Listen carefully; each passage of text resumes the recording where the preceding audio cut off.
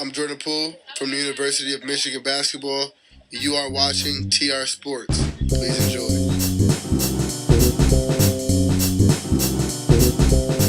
Hello, everybody, and welcome back to TR Sports.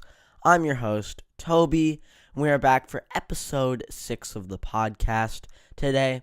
It was a slow news week in sports. Not a lot happened, but here are the biggest stories from basketball, football, and baseball. We're going to start by talking about Lakers saga, Magic Johnson's comments on the dysfunctional organization. Then we will talk about the Western Conference Finals and how the Warriors absolutely dominated the Portland Trailblazers. And then we will talk about the Eastern Conference Finals and how what Toronto has to do to win Saturday night, so you guys will already know the results of that game. And if they lose, what the Bucks have to do in Game 7. We will talk about the All-NBA selections and why I'm mad about Nikola Jokic being picked over Joel Embiid. We will break down top NBA prospect Jarrett Culver and why I think he will be an NBA bust. And then we will finish it out with a Cubs team focus. So let's get right into our next story. The Los Angeles Lakers. The saga continues, part 2. So last week we talked about the Rob Pelinka hiring, that they're not going to hire a new GM after Magic Johnson decided to leave the Lakers. So they decided, we're not going to hire someone new. We're going to stay with Rob Pelinka. But that continues into this week because Magic Earvin Johnson appeared on First Take this week, and he had a lot to say. And I really have not seen an interview, a sports interview, or even an interview in general, that has been that honest and detailed and specific. I mean, he let it all out. And there is so much dysfunction in this Lakers organization, is what he revealed as the former GM and prized possession of the Los Angeles Lakers franchise. Now, the Lakers and Magic Johnson really have a bad relationship. LeBron, I don't know what his relationship's like with the Lakers, but it certainly seems that the GM and the Lakers had a big disconnect last season. A lot of people forget that the Lakers were on a roll at Christmas. They were getting so many wins. They were a top 3 seed, and then all went down when LeBron got injured, and they missed the playoffs for the first time in LeBron's career since 2005. But I don't think it's necessarily the basketball play that really led to that season that we saw last year from the Los Angeles Lakers. I feel like it's the internal disagreements and arguments. The issue is the Lakers front office, and we're going to go over some issues and what Magic had to say about it. So, the first big one is Ivica Zubac. So, Zubac was a great center for the Lakers the past couple of years. Young, 21, great talent. I was always high on him. But they decided to trade this great young talent for a wiped-up, cannot shoot, bad defense. I guess he gives good floor spacing, Mike Muscala. One of the worst trades I've seen in a long time, and I would know because I watched Mike Muscala on the Sixers for a while. He was terrible. He was absolutely terrible. So they do that deal, and they get Mike Muscala, and they trade away Zubac. Got a lot of heat for that deal. What did Magic Johnson have to say about it? He pretty much waved this one off, was like, Zubac isn't good, is pretty much what he said. He's like, how many points is he averaging on the Clippers? And they told it was 5 points, and Magic goes, okay, there you go. I don't think it hurt our team, but at the same time, it's still a bad deal. He was trying to provide the floor spacing for LeBron. It did not go as planned. Another big issue. A lot of people said Magic Johnson backstabbed the Lakers. They said he left with bad intentions. And Magic Johnson said the only person doing any backstabbing is current president of basketball operations at the Los Angeles Lakers, Rob Pelinka. He said Rob Pelinka did all the backstabbing, which is a big claim, especially for someone that you worked as a long time with. He said, he was getting ready. He was trying to help Rob Pelinka get ready for the job. And the final straw is when he wanted to fire Luke Walton, and Rob Pelinka, and an inside guy who's not supposed to be involved with the basketball part of the Lakers, said, no, we're not doing this. And Magic had enough and left. I mean, there's been lots of reports of Rob Pelinka being a disingenuous, bad GM and not a great person to be around, and doesn't seem honest. But you have to remember, this is one side of the story, and Rob Pelinka responded by saying, he wants to meet with Magic Johnson, talk about their sides, and he really was not happy with Magic's opinion and didn't know why they were so upset with him. So the point is, the Lakers, the season did not go as planned, and they're going to have to come up with some plan to fix this organization and basketball team before next season. They have the 4th pick this year. They're going to have to do something with it. Because what I just saw on First Take, and I'll probably leave a link in the description to that video. What I saw and what you guys can go watch in that interview was pure dysfunction. The organization is not being ran well. And I don't know whose fault it is, and I don't want to point a finger. But it seems like a collective effort of dysfunction at one of the greatest basketball organizations we've seen ever. So the Lakers really have to get their stuff together, and this interview really opened my eyes to really how bad it is in Los Angeles right now. When we come back on TR Sports, we will talk about the Western Conference Finals and the Eastern Conference Finals, and what happened to Damian Lillard as the seasons progressed in the Western Conference Finals, and then we'll go on to the Eastern Conference Finals. So you are watching TR Sports. We'll be right back after this quick break.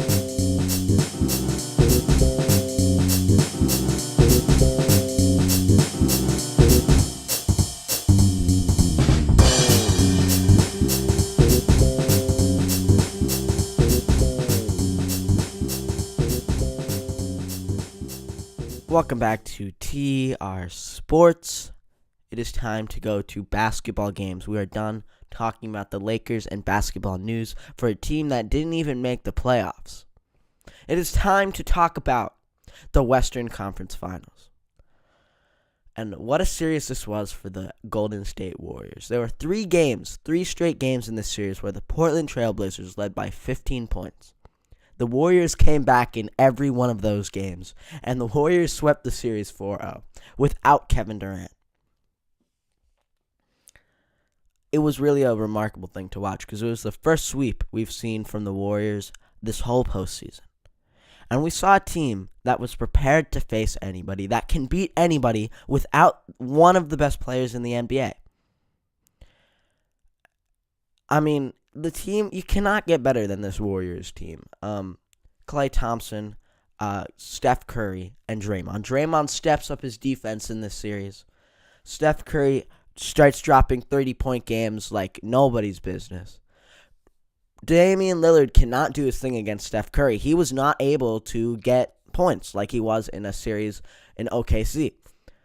However, Damian Lillard did have an injury, but that is no excuse to get swept in a series. You should win one game, and if you're going to play, you better play, and you better be ready to play, because if you're going to hurt your team, don't play. But the Portland Trail Blazers, every series from the first round to this round, we've seen a decline in his play. So the first series against OKC, he played like a madman, hit that crazy cold game winner. Next series, he is now up against the Denver Nuggets. He plays pretty well, but kind of gets outshined by CJ McCollum a little bit in that series. Still plays pretty well. Warriors series, not up to his standard, not a top 10 player performance. And you could blame that on his battery. You could say, he played all this series, and now he's tired, and he can't carry the load every night. But he wasn't carrying the load every night. And I'm looking at players like LeBron James who consistently have to carry their team into the postseason. 8 straight years he went to the finals, and he never had a performance like Damian Lillard where he just gets worse and worse every round. He is consistent, and that's what makes him LeBron James. And I'm not saying Damian Lillard has to be LeBron James, because that is clearly not the case. Damian Lillard is not LeBron James. He had a great postseason, but he did not go out on a high note. The Warriors, Steph Curry proved that he could be better than his 2-time MVP candidate self if he decided, I want to leave the Warriors. I don't want to win chips anymore. Durant probably left to the Knicks or something crazy. I'm going to go to Charlotte. This man would drop 45 points a game, I'm telling you. He is a super talented, best point guard in the league, head and shoulders above everybody. my prediction, I said the Warriors in 5, so I was pretty close with this series. The Portland Trail Blazers were not able to keep their lead. They didn't get a lot of help at some times. Miles Leonard had a great Game 4, dropping 25 points in the first half. But that was not enough. They still lost in Game 4, 119 to 117. So it was a really quick series. It was entertaining. It did not look like a 4-0 series. It's not like the 5-game series of Detroit and Detroit and the Bucks. It wasn't like that. It was a nice series to watch. Every game was close. Seth and Steph again was a really fun storyline. So I feel like we got a nice Western Conference Finals this year, no matter what the series says. I was 1 game off on this one, but so my Western Conference predictions have been pretty much all right so far. Okay, it is now time to talk about the Eastern Conference Finals between the Bucks and the Toronto Raptors. I missed on this series. I really missed my prediction. I said the Bucks in 5. I saw the Bucks rolling, and I saw no one stopping Giannis. And I saw the Raptors helpless in Game 1 and 2. They got killed. They had nothing to say to the Bucks. I thought the Bucks were going to run away with the series. I thought it could have been a sweep. But this is my biggest miss of this NBA season. The Raptors go on in Game 3, beat the Bucks. Go on Game 4, beat the Bucks. Go on Game 5, beat the Bucks. 3 straight games beating the Bucks. And now the series is 3 for Toronto, 2 for the Bucks, and Toronto needs 4 games to win the series. They play Saturday night at 8:30. You guys already know the outcome. You guys already know if the Raptors beat the Bucks and killed my prediction of the Bucks in 5 games. And you guys know if the Bucks stay alive another game.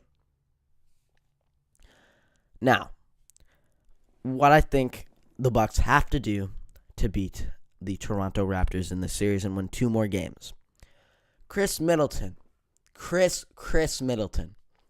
Yes, you see Giannis getting somewhat locked down by Kawhi, not putting up at all what his numbers were during his MVP regular season. Giannis, of course, is struggling, but Chris Middleton, I feel like, is the reason this team really has not looked good in these past 3 games where the Raptors have just won the game.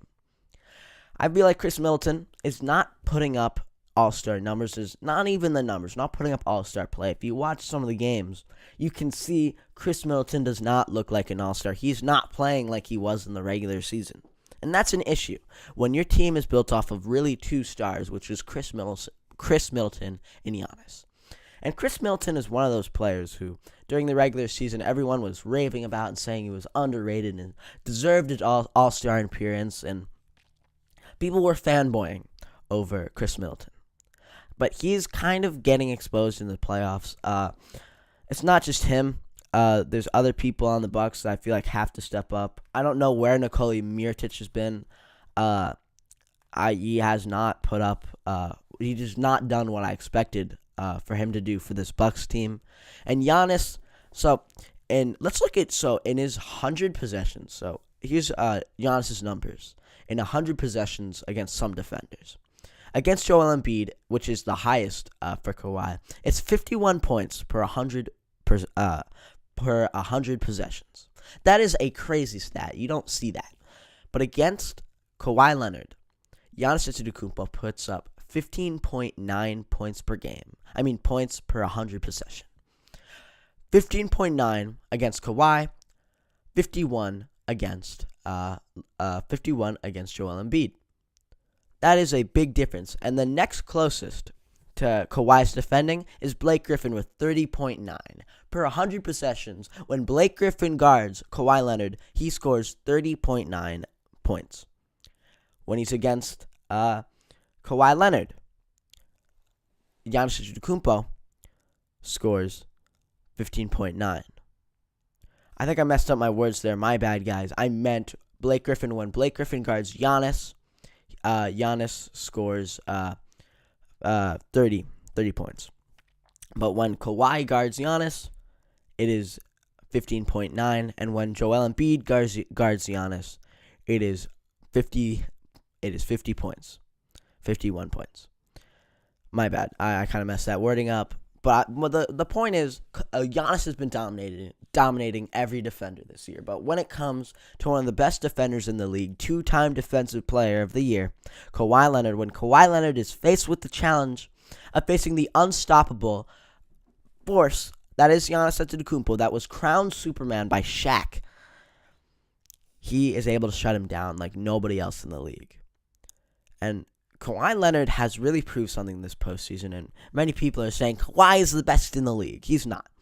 But he is proving that he can show up on the big stage, and I think he already did when he won his NBA Finals MVP, only a couple years in the league, not even being a star. This Bucks team has to step up in this Game 6 on Saturday. And if they don't, and if Chris Middleton doesn't score, and if Giannis doesn't try to shoot the ball and try to drive because they are filling the lane and try to pass the ball and let Nikola Mirotic take some shots, the Raptors are going to lose. And the Bucks are going to lose, and the Raptors are going to be able to advance. And I think Bucks fans have been waiting a long time for this. They've been out of the playoffs. So the Bucks, you have to regroup, because if you lose tonight, which for you guys is last night, then it's over for you guys. And the Raptors, just keep doing what you're doing. Kawhi, great job. Pascal Siakam, good job, but it's mostly Kawhi. Kawhi scored 7 35-point games in this postseason. That is crazy. So the star of the series is not Giannis. It's not Pascal Siakam. It's not Nikola Mirotic. It's not Chris Middleton. It's Kawhi Leonard. And again, 15.9 points per 100 possessions against Kawhi for Giannis. 30 points for Giannis Antetokounmpo against Blake Griffin per 100 possessions. 51 points against Joel Embiid per 100 possessions for Kawhi Leonard. Those are some crazy stats. So, for Giannis Antetokounmpo, I keep saying that, my bad. So, when we come back, we will talk about the All-NBA selections and why I believe that Joel Embiid was robbed of his first team appearance and some other issues like LeBron or Clay not making the All-NBA team. So we'll be right back on TR Sports.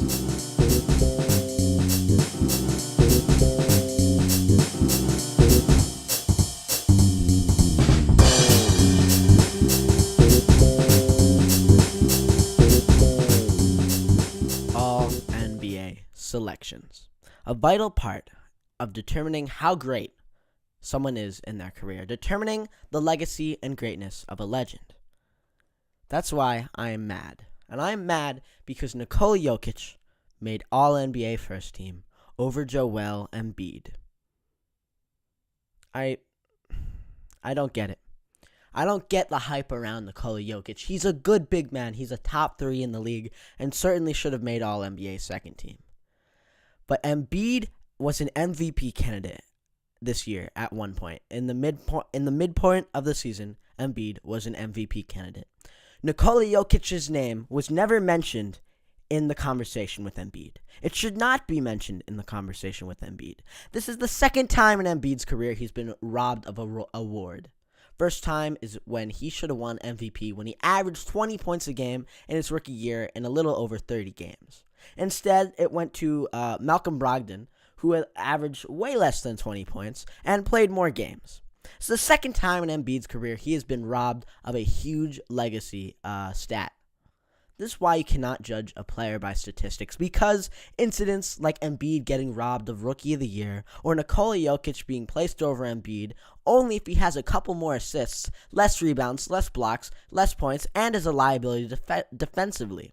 Like Embiid helps his team defensively. Nikola Jokic brings his team down. But there's other selections to go over too. It's not just Embiid being under Nikola Jokic. There's some other possible hot takes in here too, like LeBron James being All-NBA third team, with other names that include Rudy Gobert, Kemba Walker, and Blake Griffin, mentioned in the same breath as LeBron James. Of course, LeBron hasn't had a great season this year, but don't you think he should be mentioned a little higher on the list? I'm not sure, because this breaks LeBron James's 11-year streak of being All-NBA first team, and now he's made third team. So, let's go over everybody on each team. So the first team, point guard Stephen Curry. I don't think you can't really argue with that. Had a good season. Not his MVP season, but certainly the best point guard in the league, and I don't think it's really close. James Harden, shooting guard, can't argue with that. I think personally he should be MVP. He averaged like 34 points a game this year. I don't see any reason why he should not be MVP. Giannis Antetokounmpo is number 3. Another MVP candidate, another beast. Nikola Jokic. You hear those names I just mentioned, and then you say Nikola Jokic. Brings the whole team's talent down. It's really annoying me, and it's really kind of triggered me here, having Nikola Jokic over Joel Embiid. And then finally, with Paul George, another MVP candidate this year. At one point, I had him as my favorite, but he kind of slumped at the end of the year. So here's my hot take. I believe that the All-NBA second team would beat the All-NBA first team in a game of 5v5. All-NBA second team includes Damian Lillard, Kevin Durant, Joel Embiid, Kyrie Irving, and Kawhi Leonard. That team can beat the team of Steph Curry, James Harden, Giannis Antetokounmpo, Nikola Jokic, and Paul George. That's all I'm going to say about those two teams, because I don't get the Nikola Jokic selection. I don't understand what numbers statistically you look at Nikola Jokic and decide he's better than Embiid. And the only reason you would put Nikola Jokic above Embiid is because of the numbers. The eye test is not friendly to Nikola Jokic a lot. Yes, he is a great passer and much better than Embiid. But every other category, Embiid is better. It's frustrating. Now let's look at All-NBA third team. Russell Westbrook, point guard, Blake Griffin, LeBron James, Rudy Gobert, Kemba Walker. Russell Westbrook making an All-NBA team, it's debatable. I feel like having Russell Westbrook on an All-NBA team and Klay Thompson is kind of disrespectful, because Klay Thompson is not on one, and we have Russell Westbrook here on a list. So I'm not sure how I feel about that. I feel like you could even put Ben Simmons above Russell Westbrook at one point, but not a terrible list. The only real issue I have with the list is LeBron James being number 3. But again, you look at the people above him, and there's so many good forwards. It's really hard to decide. Well, LeBron didn't really have a better season than anyone in front of him, so I guess it makes a little sense. Russell Westbrook, I don't know how I feel about him making an All-NBA team. And Nikola Jokic over Embiid is a travesty. I hope Embiid remembers that when it comes to next season. Okay, so the next thing that came out this week was the All-NBA Kia Award finalists. These awards include Most Valuable Player, Rookie of the Year, Sixth Man of the Year, Defensive Player of the Year, Most Improved Player, Coach of the Year, NBA Cares Community Assist Award, a Teammate of the Year Award, NBA Sportsmanship Award, Lifetime Achievement Award, Sager Strong Award, NBA Hustle Award, NBA Executive of the Year, and then the All-NBA teams. Of course, we're not going to talk about NBA Cares Community Assist Award. It's not interesting to talk about when we're talking about the actual sport part of basketball. Let's talk about the MVP. So their finalists again are Giannis, Paul George, James Harden. I feel like James Harden should win. Do I think he is? I don't think so. Again, I'm not going to do a whole prediction. We're just going to look at them. Do I agree with these finalists of Paul George, Giannis Antetokounmpo, and James Harden? I do. Kia Rookie of the Year, DeAndre Ayton, Luka Doncic, and Trae Young. Good list. I don't really have a big problem with it. DeAndre Ayton quietly had a great season this year. After Stephen A. Smith called him box office, no one talked about DeAndre Ayton the whole year. Luka Doncic was good all year, had a stretch where he was really good, and then at the end of the year, Trae Young looked like an all-star and looked like a superstar in the making. But again, probably going to be Luka Doncic. Sixth Man of the Year, Montrezl Harrell, Domantas Sabonis, Lou Williams. Two Clippers. I mean, the Clippers are they have great depth on that team. Best in the league. Who do I think should win? Lou Williams, again, maybe the greatest sixth man we've ever seen. I mean, there is Jamal Crawford, but he's definitely up there. Defensive Player of the Year, you have Giannis Antetokounmpo, Paul George, Rudy Gobert. It's a good list. It's probably going to be Rudy Gobert every year. I feel like it's Rudy Gobert every year, no matter what happens. He's good defensively. I feel like he's overrated personally. I don't feel like he does much on the offensive side, and I don't feel like his defensive impact is as great as someone like Embiid. Most Improved Player, De'Aaron Fox, D'Angelo Russell, and Pascal Siakam. So I don't think it's going to be De'Aaron Fox. He should be up there. All these names should be up here.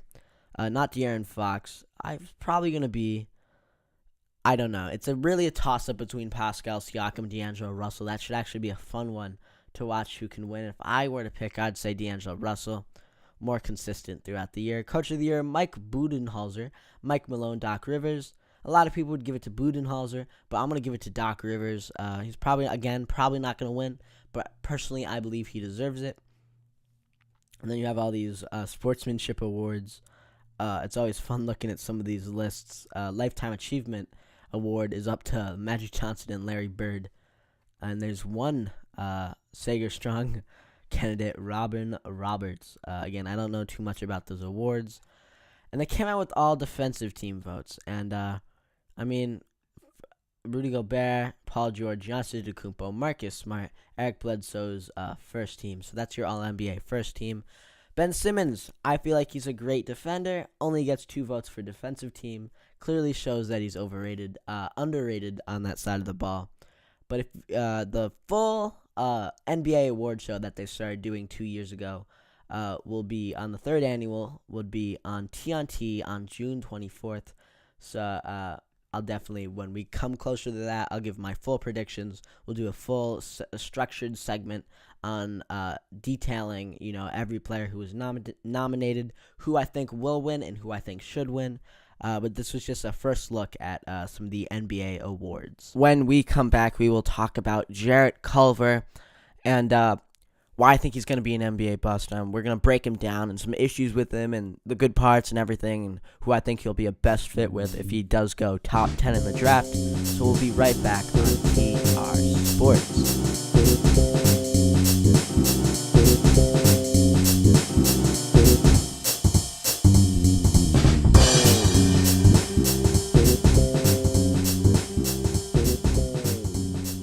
Welcome back to TR Sports. It is time to talk about more NBA draft news. We are going to break down Jarrett Culver right now. So let's talk about him. He is a top 6 prospect according to ESPN. He's number 6. Only ahead of him is DeAndre Hunter, Darius Garland, Zion Williamson, RJ Barrett, and John Morant. That's the top 5. And then you have at 6, Jarrett Culver. Now, why is the hype high on him? Why are people excited? What's the catch? So, the thing about him is he played at Texas Tech, had a great regular college basketball season, goes into the tournament, does not play well. He did not play well in the tournament. It was not his time. He did not shine. He looked terrible in the championship, and he did not look good going up to the championship at Texas Tech. So, what's his thing? What's his draw? And that's the thing. There's not really one. He's not a shooter. He's not really good at one thing. But he's lengthy. He's lengthy and he's got a high shooting form. He's able to get a shot off over most defenders like Dirk. He reminds me of Dirk with his length of the arms. He reminds me of Durant. That's why his body's built like Durant, just he's not as skinny as Durant was. And I'm not saying he's Durant. Of course he's not. He's got many, many flaws that Durant doesn't have. But he's pretty much a driving wing. He's able to get into the lane, and he's able to get buckets in the post, and that's really his thing. He can shoot the mid-range, but sometimes his shot selection can be really questionable when he takes terrible shots that are kind of in front of the three-point line. In front of the three-point line, like just barely. Lobs up a shot when 2 guys are on him, when he's got a wide-open guy in the corner. And you're like, Jarrett, what are you doing? Like, why are you doing that? His 3-point probably needs some work. It's one of the big flaws in his game at some times. But he is a good driver. And I feel like one of the reasons Jarrett Culver is hyped again, this class is not really great, and there's not a lot of hype below the top 3 in this class. But the reason he is a top 6 prospect is I feel like his ceiling can be pretty high. If he's able to develop a 3-point shot and he's able to get better decision making, he could be a Kevin Durant. Again, he's not Kevin Durant right now, and I don't think he will be. And I think the odds of him becoming Kevin Durant are like 1.5 out of 100. Because listen, he shot 30% from 3. He shot 30%. He's 6'5", small forward shooting guard. His free throw percentage was 70%, and he has 2.7 turnovers, which is not great. And 38 games in the regular season. This is regular season stats. So, Jarrett Culver is not a perfect prospect at all. I don't think he's great. And I feel like if I had to compare him to an NBA player who I think he's going to be, again, I said he's built like Kevin Durant, just not as skinny. But if I had to compare him to an NBA player who, like, I feel like he will turn out to be, it's got to be kind of like, actually, I'm going to say I feel like Jarrett Culver will come into the league and be like Ben McLemore. Remember the Kansas guy? I feel like he will have that kind of career. I don't think he's very good. I don't think he's got any remarkable talents. I don't think he was very good in college. I don't really understand the hype. He's not bad defensively. But again, one of the reasons he is a top 6 prospect is because of his ceiling. I feel like he does have a high ceiling, but I don't think he's going to reach that ceiling. I don't think he's going to come close. But that's just my impressions on Jarrett Culver. I think he's going to be a bust personally, but props to him. I hope he's good. I hope whatever team drafts him likes him, and I hope he has a successful NBA career, but I don't know if that will happen. When we come back, it is time for Team Focus. We're going to talk about our MLB segment where we go over a new MLB team every week, break them down, how have they been playing recently, and this week we are going to do the ever-exciting Chicago Cubs. So we'll be right back on TR Sports.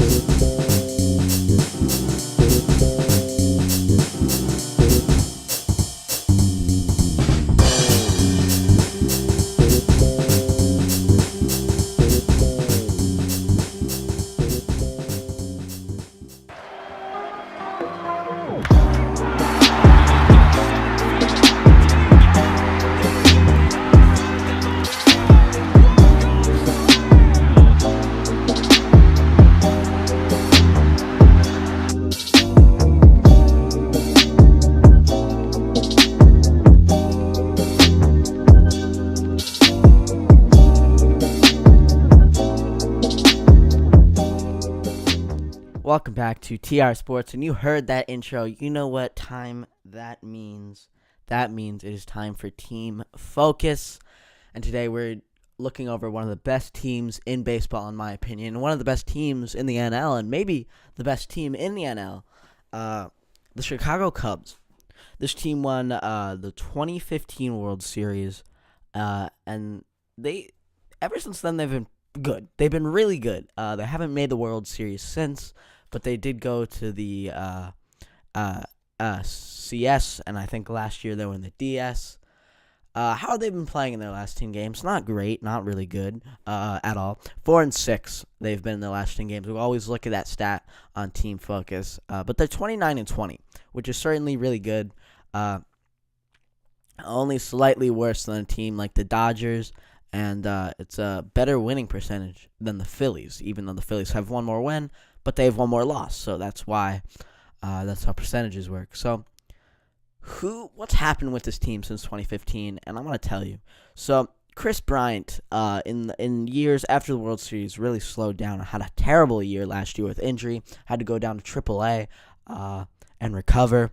But this year he's been doing great. He's been hitting so many homers, and he's been looking like MVP Chris Bryant we saw in 2015. Then you have guys like Anthony Rizzo who have slowed down themselves, not the superstar they once were, but still are good players. But you also have new emerging players for the Cubs, which I did not expect. Players like Javier Baez, who in 2015 did not look like stars, just looks like people that could field, couldn't really hit. Javier Baez is a great player. Now, he is a all-star and definitely could be a superstar. Great base runner, great defender, great hitter. Had a great season last year. One of my favorite players to watch. It's really fun to watch him play. He's just an all-around great player now. That's not what he was in 2015. You have Wilson Contreras, who had a great season last year and the year before, but I want to see if he can do that this year, which we haven't been exactly seeing. But I think Wilson Contreras is the second best top 3 catcher in the league. Great catcher. Now, the Cubs' really underrated thing is the bullpen. And if the Cubs really are trying to make a World Series run this year and are really trying to compete, you're going to need Yu Darvish to step up, because Yu Darvish has he's been slow since Game 7 after he got murdered in that game against the Astros when he played for the Dodgers. He went to the Cubs in free agency, had an injury last year. I think only started 7 to 10 games. Did not play well, and he went back. He's back this year, and he's been having a decent season. Some of his starts have been terrible. Some of his starts, you've seen glimpses of greatness, but I don't think Yu Darvish from the Rangers is ever really going to come back on the Cubs.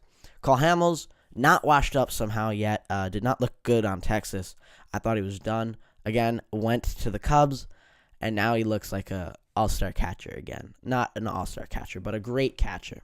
You got other people like Addison Russell, who, if improved, could be really, really good. But I feel like this Cubs team is an all-around monster that I would not want to play on any night, and I would certainly not want to play in a 7-game series. But my question is, do they have enough? Does this team of getting older players and inconsistent bullpen and injured Yu Darvish and Wilson Contreras not being consistent, and Javier Baez, is this team able to beat the Dodgers, the Astros, the Red Sox, the Yankees, the Phillies, the Braves? I'm not sure. And they're certainly an interesting team to look at, and certainly the 4-6 in last 10 games has not been kind to them. But this team can make a legitimate run at the World Series this year. That's why overall, I give the Chicago Cubs an A. An A-. I don't think they're an A because I gave the Phillies an A-. So the Cubs are one of the best teams in the NL. I feel like a team like the Dodgers are an A. We haven't done them yet. We might do them soon. I believe the Cubs are an A-, just like the Phillies. I feel like a 7-game series between the Cubs and the Phillies would be awesome to watch. But there we go. That concludes today's episode of TR Sports.